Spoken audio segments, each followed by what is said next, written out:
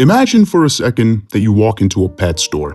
You see 5 cute, super adorable puppies and a whole bunch of dogs that don't really appeal to anyone. You see everyone crowding around the 5 cute puppies as the rest just wallow in their misery. And in this scenario, those 5 puppies aren't going to choose any of the people to go home with because they know that there's an endless supply of people just showering them with love and affection. This is quite exactly what's happening in today's society when concerning men and women. Dating apps have been a curse like no other to the concept of a nuclear family. However, here's something that no one even ever considers. The elite group would never allow for a phenomenon to continue if they don't directly benefit from it. So we have to ask, why is this phenomenon continuing to get worse and worse? What are the hidden incentives behind the hopeless cycle of modern dating?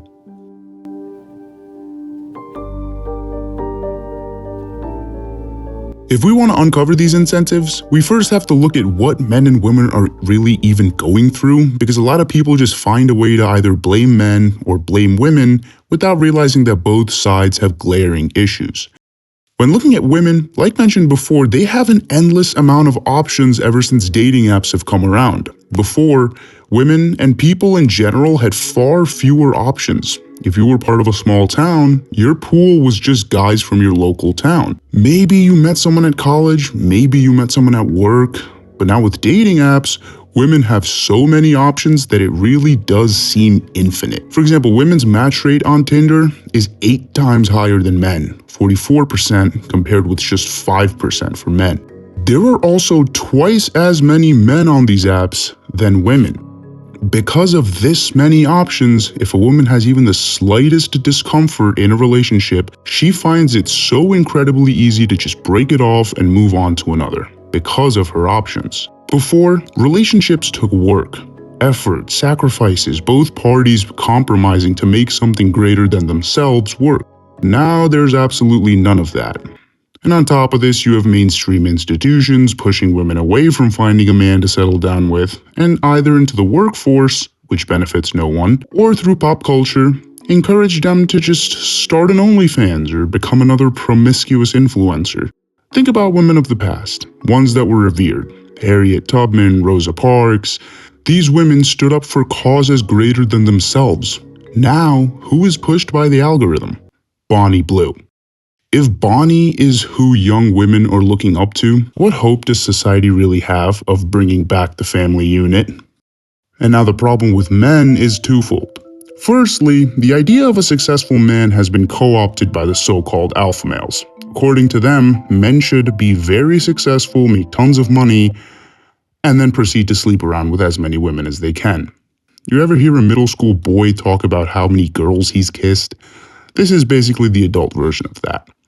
You've probably seen this statistic before, how the top 1% of guys get more than 16% of all likes on Hinge. Let's paint a picture of that. If you had a room with 100 men and 100 women, back in the olden days, for the most part, that would be a 1-to-1 match. But now, imagine one guy is getting 16 of those girls, leaving at least 16 men with absolutely no one.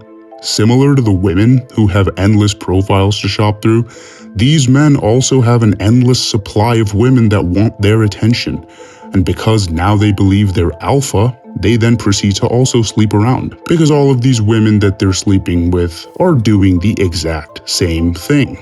And on the other hand, so many men are leading hopeless incel lives, just watching from the sidelines as the top percentage of men just get all the women, get frustrated, and then decide to just quit the game altogether.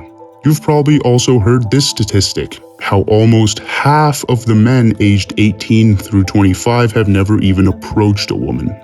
Here's the hopeless loop of modern dating. It starts with modern women not only wanting to be with the most successful men, but also finding that because of their endless options, they can be super picky and at the slightest inconvenience, breaking it off to find another man. Then, men who are successful see this sleeping around behavior and decide that if all these women are just sleeping around anyways, they might as well just take their turn at it and continue to leave a trail of so-called broken hearts. The women then see this behavior and continue to trust men less and less, but still need attention, so they continue to chase after these very successful men, who then continue to do the exact same thing. But wait a second, how does this really benefit the elite class? What are the hidden incentives here? Well, essentially, this phenomenon creates two camps of men. The first group are too distracted chasing tail to really be a threat to the elites. This group is comfortable, they're making tons of money, they're getting all the women they want, and their life is great. They're not really going to want much to change. And then there's those who, because of their lack of success in the dating environment, lose all confidence in themselves and won't even have the mentality to stand up against anything that the elite class does to them. Now keep in mind, a small group from this second camp do use this failure to then become super successful. But then what? They fall into the same trap of chasing tail. When society comprises of a male population that's either too comfortable or one that has no capability, the threat to the elite class is essentially just minimized. Oh, and on top of this, they make $22 billion in 3 fucking hours! Match Group, who owns a majority of these apps, made over $600 million last year. And I probably don't even have to tell you how much OnlyFans made. Guys, are we getting paid to minimize risk of us losing control? Doesn't a hedge usually cost money? Now, the only group of people that I can think of that are actually escaping this horrifying cycle are those that are religious and choose to get married young. I'm never really a huge advocate for religion because of how political major religions really are, but it seems that at least in this case, having a concept of God is allowing young people to escape this endless loop that's been created. Finding a partner early who you know has the same values as you allows the two of you to grow together and allows you to have a unit in your life that you actually care about, that'll motivate you to work harder to provide for them, and not motivate you to work hard to satisfy your own materialistic bodily urges. Now, if you found any value from this, I'd highly appreciate a like and a subscribe. And stay tuned until the next hidden incentive is uncovered. At this channel, we're really trying to paint things from a perspective that no one has ever really looked at before. See you in the next one.